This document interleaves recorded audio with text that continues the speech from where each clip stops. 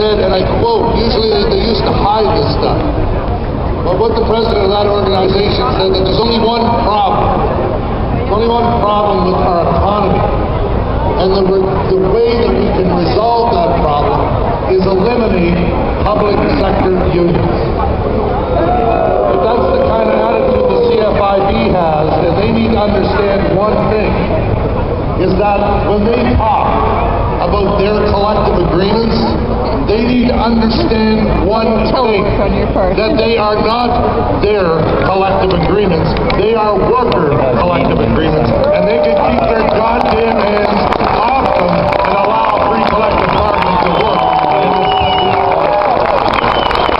Sisters and brothers, it's my pleasure to bring before you Natalie Springer and Kevin Bean, who are going to talk about such an attack.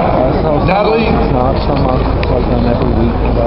Of the airline division of CUPE. Flight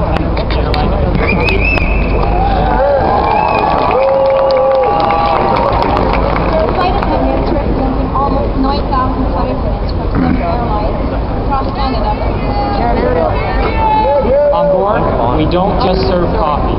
First and foremost, we are safety professionals. We are trained yearly to sometimes act as firefighters, act as police officers, act as first responders for medical emergencies, and even be responsible for unaccompanied minors. All this on top of making flights safe for the traveling public and taking care of all passenger needs.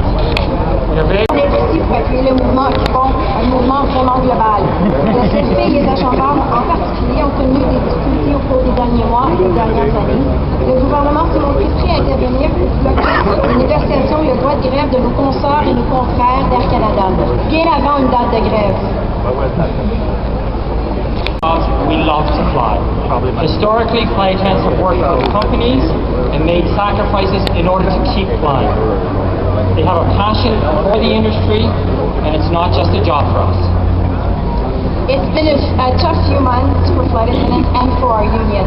For many months, CUPE flight attendants working at Air Canada have been trying to negotiate a new collective agreement, but hanging over them from the beginning was the government that threatened to intervene, to take away their right for collective bargaining and their right to strike.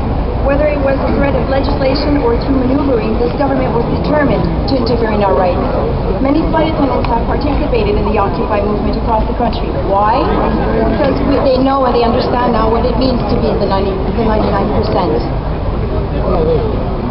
We know where Stephen Harper stands. He stands on the...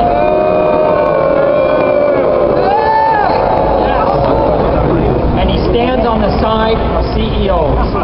Well, Mr. Harper, we stand with the 99%.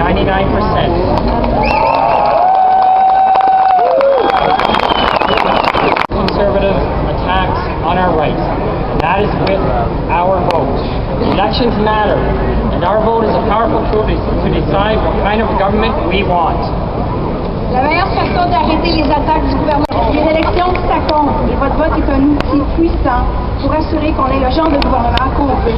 C'est en votant qu'on pourra changer les choses. We will continue to fight this government and its anti-worker agenda with every tool we have. But when the time comes, we need to exercise our democratic rights. And those rights are to vote to remove Harper and his government out of office.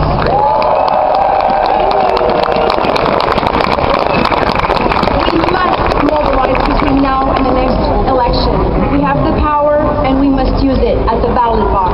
On a le pouvoir et on doit l'utiliser. Merci. Thank you.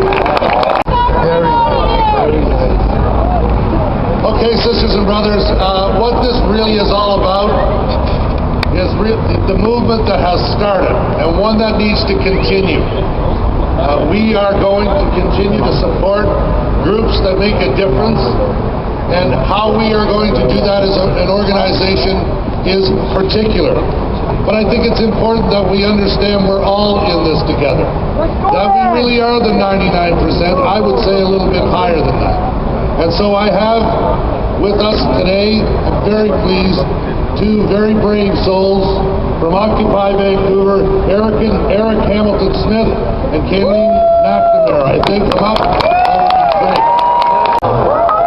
name's Eric Hamilton Smith, and I am an occupier of the Art Gallery. I don't say that I'm with Occupy Vancouver because Occupy Vancouver does not belong to me or anybody else at the Art Gallery. Occupy Vancouver is a movement for the 99% and of the 99%. It is me, Eileen, and everybody else here who believes that people ought to come before profit and who are upset and frustrated with a world that has seemingly gone mad, that continuously puts the interests of corporations ahead of its own people, and a government that so consistently puts the interests of corporations ahead of its own people. And I'm here today to say that I'm frustrated, and I know that you're frustrated, and all the members of the 99% are mad as hell. Now, I don't want to make it all seem negative because we've actually achieved a lot of positive things down there at the Art Gallery. I urge you to come down and see what political engagement looks like. All those people who are young people, among all people. I urge you to come and see the discourse, the conversation. People are engaged across the country like never before, talking about political, social, economic, and environmental issues. This is what democracy looks like. I also want to say that in the conversations that I've had, I've seen a lot of talk where people are realizing now, they're waking up and they're realizing, some of whom for the first time, the significant contributions that unions have made and continue to make for the development of worker rights and individual rights in this country and across the world. I'm ashamed to say that I didn't realize it until just recently when our government has so consistently, again, put their needs ahead of ours, and a lot of us now are waking up, some of whom for the first time, and realizing how important your contribution is. I also want to say that we recognize the important contribution of public service workers to society and to our government and to our country as a whole. And I want to say that all of the occupiers of the Art Gallery are with you, and I hope that you are with us. You are us all, the 99%, being under attack by the corporations, by the financial institutions, and by our own governments. We are also involved forcibly removing peaceful protesters who will not fight back, but will be passively resisting. You follow her conclusion, her proposal through to its conclusion. Susan Anton advocates violence. All we want is the right to express ourselves, and I urge you to consider that the method by which we occupy the Art Gallery is part and parcel with our right to political expression. Please send letters to both Gregor Robertson and Susan Anton to tell them how you feel about this motion. Thank you. I've been involved with this movement since it began, and I formed the Community Inclusion Committee. The goal of this committee is to make the Vancouver Art Gallery space more welcoming to every individual and organization. The goal of this committee is to reach out to all individuals and organizations that value people and the environment over profit, to let them know that you're already with us and we're already with you. When this began, I started contacting small farmers, and they have come down and they have been donating to our Food Not Bombs tent and contacting me to see how they can get a chance to speak about their issues.